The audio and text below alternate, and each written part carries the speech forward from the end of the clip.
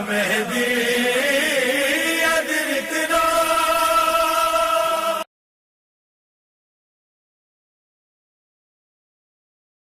لا حول ولا قوة إلا بالله العلي العظيم. أعوذ بالله من الشيطان الرجيم. بسم الله الرحمن الرحيم. الحمد لله رب العالمين، والصلاة والسلام على محمد وآله الطيبين الطاهرين، واللعنة الدائمة على أعدائهم أجمعين. ناظرین کرام، السلام علیکم ورحمۃ اللہ وبرکاتہ. محترم ناظرین، آج کی ہماری گفتگو کل والی گفتگو سے متعلق ہے. چونکہ کل کسی ٹیکنیکل وجہ سے، کسی ٹیکنیکل پرابلم کے سبب گفتگو درمیان میں منقطع ہو گئی اور ختم کرنی پڑی. گفتگو وہیں سے آگے بڑھانے کی کوشش ہے کہ ہم اور آپ اس کائنات میں زندگی بسر کر رہے ہیں. اس کائنات میں زندگی بسر کرنے کا کچھ نہ کچھ اصول ہونا چاہیے، اور جو اصول اس کائنات میں بہتر زندگی بسر کرنے کا ہمارا اور آپ کا ہے، اس اصول کو اہل بیت علیہم السلام کی زبان میں، خدا کی زبان میں شریعت کہتے ہیں. اور اللہ اور محمد و آل محمد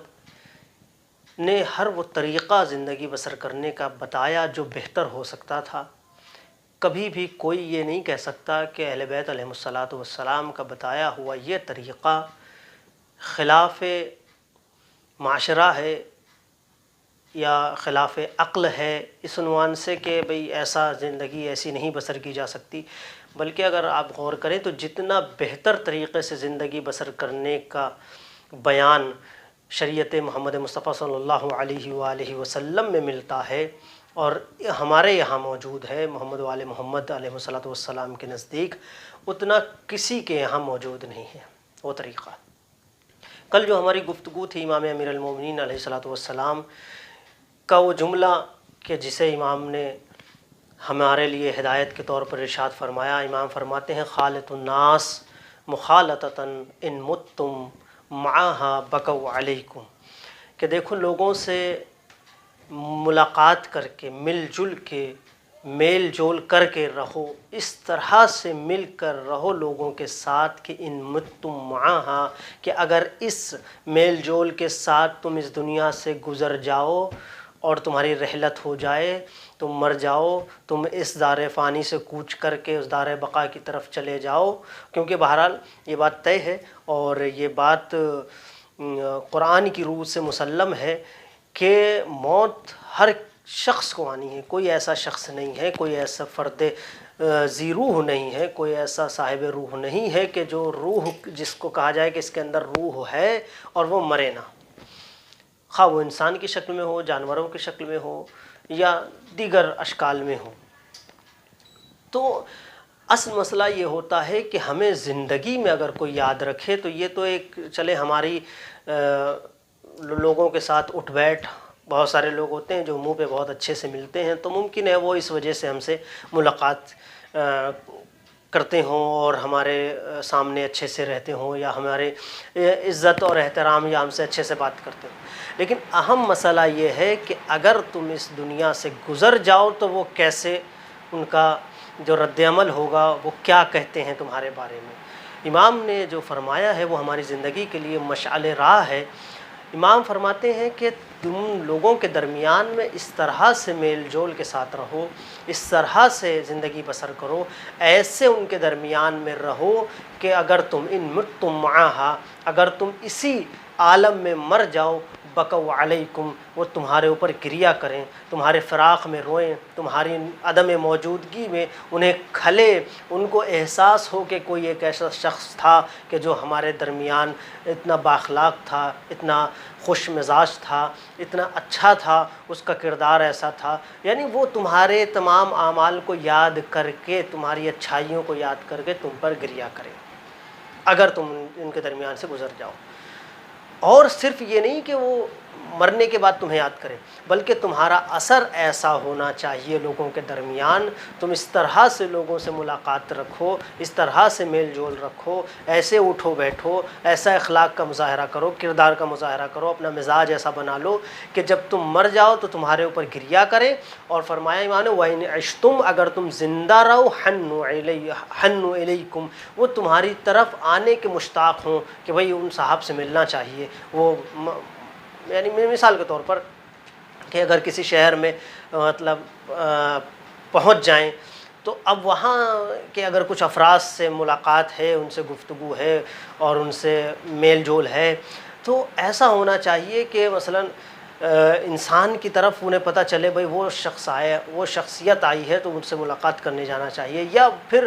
تم کسی سے ایک مرتبہ اس طرح سے ملاقات ہوئی کہ جب بھی آئندہ وہ نام سنے آپ کا تو پھر اس طرح سے وہ دوڑے آپ سے ملاقات کے لیے کہ بھائی بہت بااخلاق شخصیت ہے، بہت با کردار شخصیت ہے، بہت اچھا مزاج ہے، اور ہر لحاظ سے یاد کیا جائے۔ تو یہ ایک ہماری زندگی کو گزارنے کے لیے ایک اچھا طریقہ، ایک اچھا پیکر، جو ایک اچھا مصداق، ایک اچھا سلیقہ جو امام نے عطا کیا وہ اس عنوان سے کہ تم جب تک رہو تو تمہاری ملاقات کے لوگ مشتاق ہوں، اور جب تم دنیا سے چلے جاؤ تو تمہارا اخلاق، تمہارا کردار، تمہارے اعمال، تمہارا اٹھنا بیٹھنا، تمہاری باتیں یاد کر کے لوگ تمہارے اوپر روئیں۔ یہ امام علیہ الصلوۃ والسلام کا ایک جملہ جو ہماری زندگی کے لیے مشعل راہ ہے، ہمیں اچھا راستہ دکھائے گی اور ہمارے لیے صراط مستقیم کی جانب ہمیں گامزن کرے گی۔ محترم ناظرین کرام، اسی سے ملتی جلتی ایک اور حدیث میں آپ کی خدمت میں پیش کروں اور آپ سے وداع چاہوں کہ ایک مقام پر اور امام علی مقام علیہ الصلوۃ والسلام نے فرمایا اعجز الناس من عجز عن اکتساب الاخوان، عاجز ترین شخص وہ ہے، امام فرماتے ہیں سب سے عاجز، سب سے مجبور شخص مجھے وہ لگتا ہے کہ جو اپنی زندگی میں چند بھائی نہ تیار کر پائے۔ بھائی سے مراد دیکھیں ہر انسان کے خاندان میں، اس کے گھر میں بھائی ہوتے ہیں، برادران ہوتے ہیں، لیکن اس سے مراد یہ وہ بھائی نہیں جو گھر کے بھائی ہیں، وہ تو خیر ہے ہی بھائی۔ اس کا مطلب یہ ہے کہ اپنے آپ کو ایسا پیش نہ کرے انسان کہ اس کے لوگ یہ کہیں بھائی ہاں فلاں صاحب بہت ہی عمدہ شخصیت ہیں، اور یعنی لوگ تمہاری طرف بھائی چارگی کے ساتھ آئیں۔ امام فرماتے ہیں وہ شخص بہت عاجز ترین شخص ہے کہ جو اس طرح سے زندگی نہ گزار پائے کہ اپنی زندگی میں کوئی وہ چند اپنے بھائی نہ تیار کر پائے۔ اور ایک بڑی بات ہے، ایک بڑا مسئلہ ہے، کیونکہ سب سے بڑا مسئلہ یہ ہوتا ہے کیونکہ دشمنی کرنے میں زیادہ وقت نہیں لگتا، دوستی اور اچھے بھائی تیار کرنے میں بہت وقت لگتا ہے۔ لیکن اگر اچھے بھائی اور اچھے آپ کو ہم نوا مل گئے، اچھے برادران مل گئے، تو پھر ان کے لیے زیادہ زحمتیں کرنے کی ضرورت نہیں ہے۔ لیکن انسان دو طریقے کے ہو سکتے ہیں، ایک وہ ہے کہ جو انسان یہ چاہتے ہیں کہ بھائی اگر ہم کسی کے ساتھ اچھے سے رہ رہے ہیں تو بس وہ ہمارا مکمل خیال رکھے، کہیں پر بھی ہمیں ناراض نہ ہونے دے، اور ہمارا جو ہے وہ ہر لحاظ سے خیال رکھا جائے، جہاں ہم آ جائیں وہاں اٹھ کے کھڑا ہو جائے، جہاں ہم جائے وہ ہمیں ساتھ لے کر جائے، اور کہیں پر بھی کوئی ایسی چیز ہمارے لحاظ سے ایسی نہ ہو جو وہ چھوڑے۔ ایک وہ ہوتے ہیں کہ نہیں، ہم بھائی ہیں، دوست ہیں، احباب ہیں، لیکن اس کا مطلب یہ نہیں ہے کہ زندگی کے ہر موڑ پر اور ہر لحاظ سے ان کو جو ہے وہ ان کا دوستی کا اور یعنی بھائی چارگی کا مطلب یہ ہوتا ہے کہ اگر فرض کر لیں کہ اگر ایک مرتبہ ذہن سے نکل جائے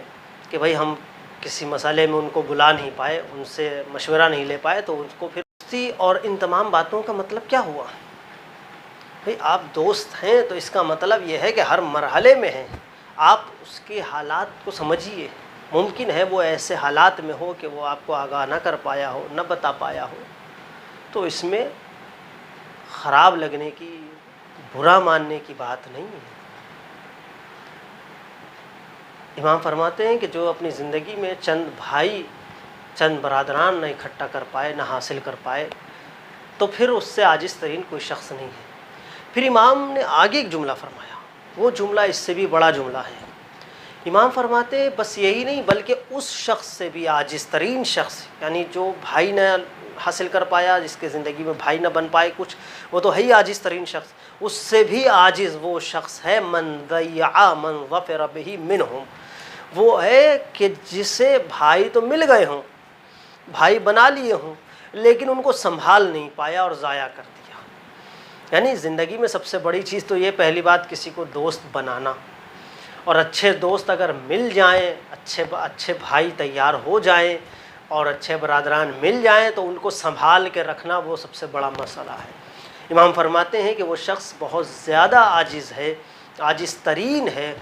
سب سے زیادہ عاجز وہ ہے کہ جس کو بھائی مل گئے، دوست مل گئے، لیکن وہ ان کی قدر نہ کر پایا اور وہ ضائع ہو گئے، وہ اس سے دور چلے گئے۔ تو محترم ناظرین کرام، اگر ہم دونوں جملوں کو اور دونوں حدیثوں کو دیکھیں تو تقریباً مسئلہ حل ہے کہ ہمیں زندگی میں ایسے پیش آنا چاہیے کہ ہمارا آیا ہوا اور حاصل کیا ہوا جو ہمارا ما حصل ہے وہ ہم سے رائگاں نہ ہو جائے۔ ہمیں اہل بیت علیہ الصلوۃ والسلام کی بتائے ہوئے فرامین پر عمل کرنا چاہیے۔ اگر ہم ایسا کریں گے تو ممکن نہیں ہے کہ ہم سے کوئی ایسی چیز ضائع ہو جائے جو ہمارے لیے بہتر ہو۔